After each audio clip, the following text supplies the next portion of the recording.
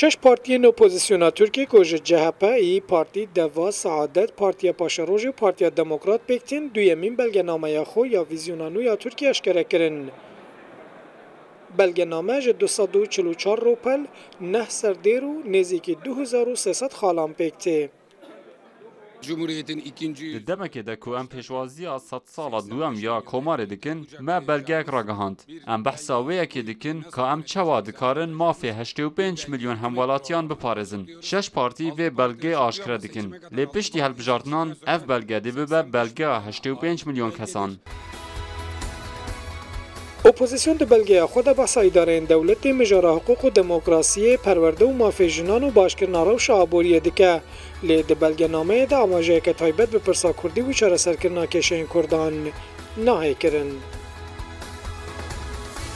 Dolayısıyla burada hiçbir ayrım ام فرق ناخن نوبرا چه پیکاتیان ده ام بحثا دموکراسی بو 85 میلیون کسان دکن ام ده آبوریا 85 میلیون کسان باش بکن ام دو خازن 85 میلیون کسان بکن برا ام ایدی خبات خود تنه لسر پیکاتیه که نامشینن mesela Kurda mesele ki demokratikiye eğer ki iktidar ki demokrat deyne ortaya inşallah mesela Kurdan zamanın bigirin hatta belediyan şaredariyan çaresariye ki de deyne ortaya.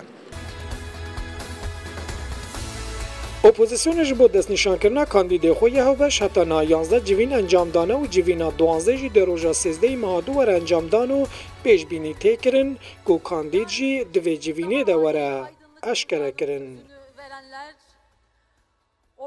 شش پارتیین اپوزیسیونا ترکیه وکه دی یکم بلگه‌نامه خود دی دویم بلگه‌نامه خود جی مسئله کردان وکه مسئله دموکراسی و مافی مروان بناف کر.